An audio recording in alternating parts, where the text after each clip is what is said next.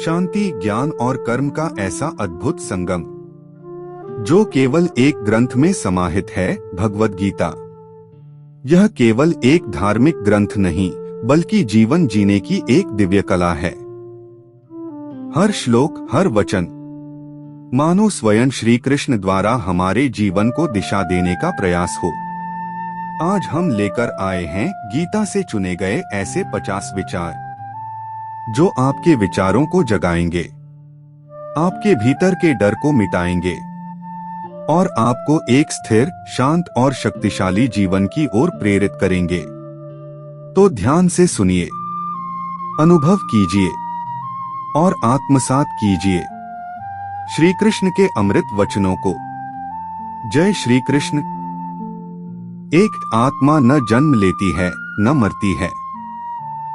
वह नित्य है, अजन्मा है और अविनाशी है।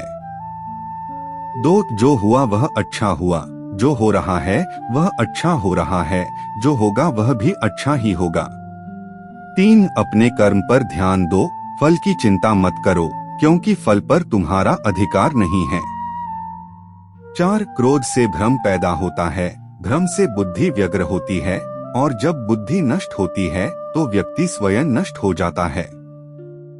5, मृत्यु से डरना व्यर्थ है, क्योंकि आत्मा नाशवान नहीं है।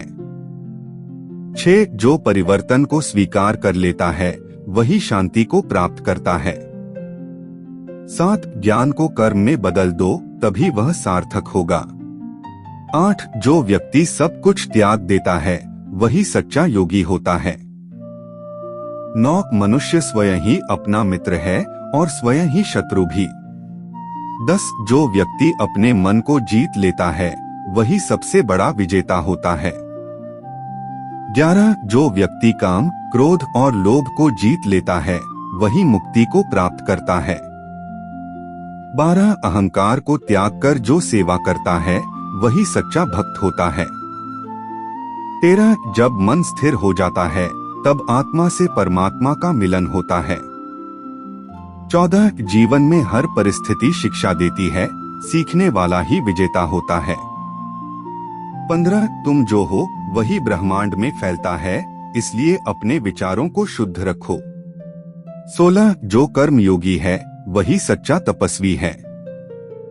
17, मोह से बंधा व्यक्ति कभी मुक्त नहीं हो सकता। 18, सुख दुख, लाभ हानि, जय पराजय, इन सब में सम रहो, यही योग है। 19, हर आत्मा ईश्वर का अंश है, हर जीवन मूल्यवान है। 20, धर्म वह है जो आत्मा को शुद्ध करता है, अधर्म वह है जो भ्रम फैलाता है। 21, जिसने राग द्वेष को जीत लिया वही शुद्ध बुद्धि वाला होता है। 22, जो हुआ उसमें तुम सम्मिलित थे, जो होगा उसमें भी तुम होगे, क्योंकि तुम सृष्टि का हिस्सा हो। 23, इच्छा ही दुख का कारण है, इच्छा का त्याग ही मुक्ति है। 24, जो कर्मफल की आशा करता है वह बंधन में रहता है। 25, ज्ञान, भक्ति और कर्म तीनों को समझो और संतुलन में जियो। 26, मैं सबके हृदय में स्थित हूँ और हर व्यक्ति मुझ में स्थित है। 27, मन को नियंत्रित करो, वह तुम्हें परमात्मा तक ले जाएगा। 28, जो दूसरों के दुख को अपना समझे वही सच्चा भक्त है। 29, जीवन एक युद्ध है, लेकिन यह युद्ध बाहर से अधिक भीतर होता।